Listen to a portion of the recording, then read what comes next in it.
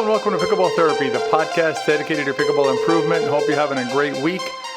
CJ and I got back from the US Open on Saturday. I spent a lot of Saturday night, Sunday morning sleeping, and the same Sunday to Monday. I feel more recovered now, but it was a great week. And I'm going to talk a little bit about the US Open more in the riff. I'm going to give you some stories, a couple of war stories. Then I got a special episode coming out. Look for it. It's called The Time I Almost Cried on the Pickleball Court. True story, but I think you might be surprised as to the reasons. I almost forgot to tell you who I am. My name is Tony Roy. I am your podcast host for the Pickleball Therapy podcast. I am a master teaching professional as well as a senior pro pickleball player. If you haven't checked out our latest video on the Into Pickle channel on YouTube, I think you'll find it interesting. You'll get to see me actually play in a hotly contested match. And I won't do any spoilers here, so check that one out and you'll like it at the Into Pickle channel. It's a video entitled Lob Battle. In today's podcast, what I want to do is I want to lead off by talking about not chasing winners. Stop chasing winners. And it's in response to a post that was put in that I saw on the Pickleball Forum. I'm going to share that post with you in a second. I'm going to read it to you, and then we're going to talk about it and what it means to chase winners and maybe why that's not the best approach. And then in the riff, as I mentioned, I will be talking about the US Open, my experiences at the US Open, and sharing with you some more stories that'll help you with your game. So with that said, stay tuned for the podcast. All right, so the title of this podcast is Stop Chasing Winners, right? Stop trying to chase the winners. Now, I'm not saying don't win rallies. I'm not saying don't win games. I'm saying stop chasing winners. And specifically what we're talking about is we're talking about chasing winners during rallies. So shots where you're trying to win the rally. And let me frame it out for you by reading a post that was put in the Pickleball Forum. So this post was publicly available to everybody. So I'm going to share it with you here. It's by Gregory, and I'm going to try and pronounce his last name. I believe it's Gautreau. And actually, it's serendipitous because it's entitled, or the beginning of it is Quick Therapy Session, : so pretty appropriate. This is Gregory now. The whole thing's Gregory. So Quick Therapy Session. I'm a 4.0, and I've also played tennis for 50 plus years. I was always taught that at our level, the best way to win is to stay steady, have patience, and let your opponents make the errors. So this is the style that I use in pickleball. But several players have told me, and in parentheses, even gotten aggravated, that I have opportunities to put the ball away and I don't. I've tried to explain this to them and tried to stick to my guns, but in the back of my mind, I wonder if I should shift my strategy. I continue to see aggressive players miss shots and wonder what the percentages are in errors to winners. I'm curious to know what y'all think, and then a thumbs up. I already responded to Gregory directly in the post, and basically what I said to him is I said, keep at it, right? You're doing the right thing. Most of pickleball, at all levels, but particularly around the 4.0, sub 4.5 particular level, or particularly there, excuse me, is a sport that is defined by error avoidance. Error avoidance, not by hitting winners. What I always like to tell players when I'm playing with them is, when they hit those, crazy, amazing shots that you're like, wow, great shot, right? ESPN's not there. There's no ESPN camera up on the corner of the court waiting to capture that and show it on, the top 10 shots of the day on SportsCenter. No such thing. So while winners are cool and they're exciting, and in fact, the last shot of the rally I mentioned to you, the last shot of the match that I mentioned to you earlier, the one on YouTube, is an exciting winner hit by one of the teams. I won't spoil it. But that's not what defined the game. What defined the game was defense and not making errors, with some winners peppered in here and there. What happens too often is players they go down this, hitting winners mentality, and it really leads players astray. In fact, CJ and I went to open play here in Tampa last night. CJ was in town, and so we went by the open play just to mingle and just play with some players and kind of give back, I guess, play and get out there.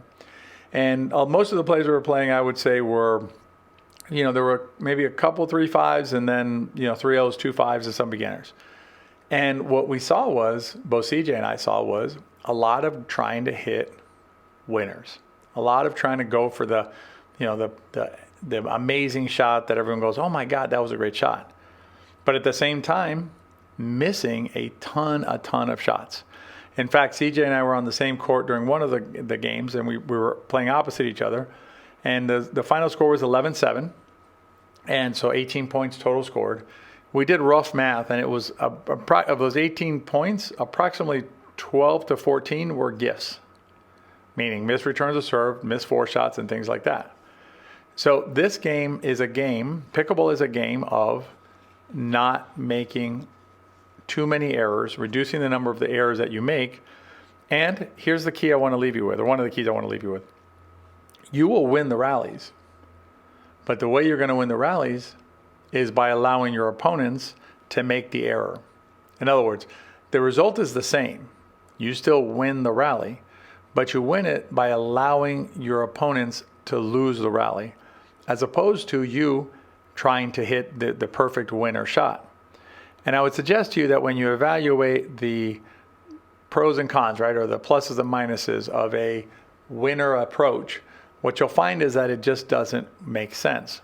What you end up doing when you're trying to hit winners is you are risking too much. In other words, you are pushing margins of error that simply aren't necessary to push. And another way to think about it is, in terms of whether it's necessary, is do you really need to do that in order to prevail, in order to win that particular rally? And I would suggest to you that at most levels, and most of the time, the answer is no. And the reason is because you're playing opponents who are also trying to go for winners, right? Who are also error prone. So what you're going to do, if you want to be more successful playing pickleball and end up on the positive side of more rallies than your opponents, is to play the game according to its rhythm and also your skill set. So you're going to basically play a game that makes sense according to what's going on in the rally, and again, according to your skill set. And you're going to put those two together, and that's what's going to give you maximum performance, because you will make less errors while your opponents will continue to make their errors. One way to think, and a way to put this into practice is, let's say that you have a very good soft game. Okay, you're good at dinks and resetting and things like that. What you're going to do is you're going to play a soft game. You're going to make sure the ball bounces as much as possible, meaning if it's bouncing, that means that they can't volley it, right? They can't attack it. You're going to try and get that ball to bounce. You're going to learn how to move your opponents around a little bit with those same shots, but just moving them a little bit left to right, getting them stressed a little bit. And then key here is letting out balls go. This is not an out balls podcast, so I'm not going to spend too much time on it, but I'm going to tell you that one of the greatest unforced errors that you're committing probably is hitting out balls. It doesn't seem like it's an unforced error because you didn't miss the shot necessarily, right? Let's assume you hit the out ball but didn't miss. I would suggest to you that that is still an error by you. It is an error because that ball was traveling out. And oftentimes in pickleball, the best shot that you hit is the one you don't hit at all. So consider also maybe adding out balls to your consideration of areas to work on, because I can also tell you that last night during open play, it was very difficult for me not to start yelling out, out, out over and over again as I watched, not the court I was on, because I will say that to my partner, but I was watching these matches where players were reaching as high as they could possibly reach with their bodies to hit balls that were clearly going to hit the top of the fence. And that's, there was all sorts of out balls being hit, and numerous times during a rally. I'm not sure that the players even understood they were hitting out balls, and that's a source of continuing challenge for CJ and for me as pickleball instructors, as pickleball professionals who want to transfer knowledge about this beautiful game and to help players grow in the sport. It's challenging for us to watch players. Again, we're glad they're enjoying pickleball. So not again, but we're glad they're enjoying pickleball. That's great. But there's so much depth to the sport. There's so much to learn, so much to know about this game. And even if we make mistakes out there, we want you to know that you made a mistake. I think is important to know, and why you made a mistake, because that's the only way you can really fix it. But bigger picture, it's the only way you can really fully enjoy this awesome sport of pickleball, in our opinion, is once you start seeing all the spectrum, right? All the colors that are out there, all the, everything that's going on. It's just an amazing thing to watch. So, but going back to the basic premise, try and maintain a focus on reducing unforced errors. Play the game that is a game that you are comfortable with. You don't have to hit winners. You don't have to go for line drives. You don't have to do anything like that. Play a consistent, fundamentally sound and solid game. Let your opponents beat their heads against the wall. Let your opponents make the errors, and you'll win a lot of rallies, and probably also win a lot of games with this strategy. All right, in the riff, I'm going to give you a summary of the 2023 US Open, but I'll give some tips in there as well, not just a summary, some tips in there as well to help you with your game and your enjoyment of this wonderful sport. Stay tuned for the riff. As I mentioned at the beginning of the podcast, CJ and I just got back from the 2023 US Open down in Naples, Florida. It's hard to express the joy, the energy, the experience of the US Open if you've never been to one. I highly recommend wherever you are in the country, find that type of tournament. For instance, if you're in the Midwest, the Beer City Open is a good one that has a kind of energy. If you're on the West Coast, Nationals would be actually it's Texas this year, it was Indian Wells, but Nationals is a good event. Tournament of Champions, I've never been to Tournament of Champions or Nationals, but I imagine that they have similar types of energy. It's just a different experience, and it can actually radically change your relationship with the sport. But CJ and I've been to the U.S. Open for 8 years. This is CJ's first year, and so CJ flew in a week before. We did some filming and other things, and then we went on to the U.S. Open, not just for her to experience the Open, but also to get ready for our 4th Pickleball Summit, which will be at the end of June. So make sure you mark your calendars for that, and definitely want to attend that. The presentations that we have been able to record so far for the summit are amazing, far exceeding expectations in terms of the breadth and depth of the topics that are being covered.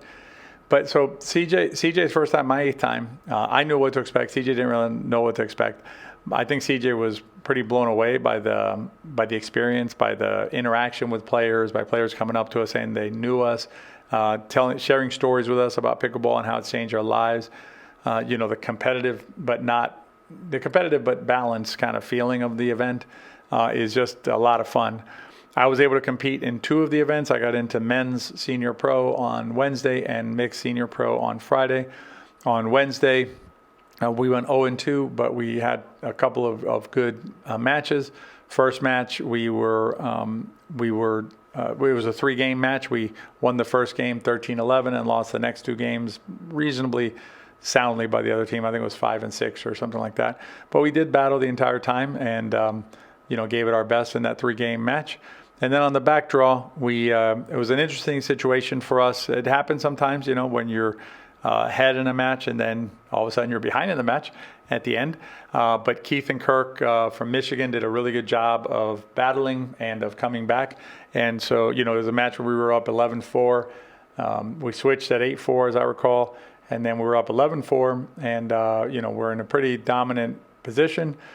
Keith and Kirk, upped the level of their game. They really made us pay for a few mistakes we made, but really good play by Keith and Kirk, and they ended up prevailing. I think it was 15-12. So it was a good battle back by them. Obviously would have preferred to be on the other side of that. But one of the things that's important to take away from these types of matches when you're playing at level is that, the at level play is roughly 50-50, meaning you win some and you lose some. It literally applies when you're playing at level. And so, the fact that we lost to Jeff and John in the first round and to Keith and Kirk in the second round, or in our back draw, it's not an indication of anything other than we gave our best, they gave their best, and on that particular occasion, their best was better than our best on that day. And so that's how you have to approach pickleball. I suggest that's how you should approach most things in life, but definitely on a pickleball court, you got to understand that if you're playing at level, you're facing 2 opponents who are just as intent in their attempt to win as you are in yours. And respecting them and respecting their work on the court, I think, is an integral part of our game, because you have also been on the side where you're the 4 and they're the 11, and you come back and probably wouldn't like it very much if the other team did not or did anything to take away from your work.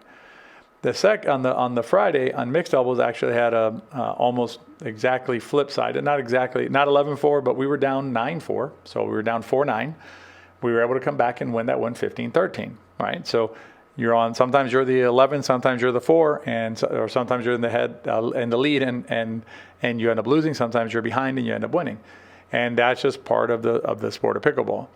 What I can tell you is this: when we're on the pickleball court, sometimes the shots we hit are good. Sometimes they're okay. Sometimes we make mistakes. All of us do it. Even the top level players do it. So it's just part of the game to have, kind of like that old spaghetti western, the good, the bad, and the ugly. All that happens on a pickleball court. What I can tell you though is at the US Open, and I'm sure you feel this way when you go to open play, for the most part, off the court, it's what? It's good, and it's better, right? Off the court, I got to see a lot of friends that I hadn't seen in a while. We joke about it at the senior pro level, at least the way that I express it is, to me, when I go to a tournament, it's basically my open play, because that's where I get to see players that I haven't seen in a while, or who I haven't seen in a while, from all over the country, who play at my level and who love this sport and want to get out there and compete. So, the match that we posted on the Into Pickle channel is myself and Leslie Bernard, my partner, who's become a good friend, against one of the legends of the sport and who's been a friend of mine for years, Stephanie Lane, one of my mentors in the sport and one of just a lovely person and great ambassador for pickleball, and her partner, who couldn't be more of a gentleman, Johan Svensson. Truly, truly great competitors, and truly an amazing match. Again, I recommend you watch it. But you'll see that not only are we competing and we're battling, we're just going at it. Stephanie's a dear friend, and I'm ripping balls right into her chest, because that's I'm giving her respect, right? She's a senior pro player. She would not want anything else from me other than for me to give my best and to play my hardest. And that's what I did. And that's what Johan and Stephanie did. And you can see that during the match. But you'll also see that there's smiling, there's laughter, there's congratulations, I believe that match to me, and the other matches that I played against the other opponents too, were the same that day. Just the height of sportsmanship and of just this awesome sport. So definitely check that one out. Anyway, so that's the US Open. I'm going to give you a special episode probably sometime this week. I have to kind of think through how I want to present it to you, but it literally is about how I either cried or almost cried, depending on how you define crying, on the pickleball court in the US Open. Again, it's a little bit different than you may be thinking, but there was some crying was definitely a part of it. So anyway, so look for that special episode. I'll drop it this week. CJ doesn't want me to wait till the next week to do it, and I think she's right that I got to do it while it's still fresher in my mind. So that's this week's podcast. If you enjoyed the podcast, as always, please rate and review it. It really helps us reach other players, and it helps improve our podcast, which we really appreciate. If you have any feedback for us on the podcast, you can always send it to us at podcast@wearepickleball.com. And as always, if you enjoyed the podcast, share it with your friends, because if you enjoyed it, they probably will too. Have a great week, and we'll see you next time.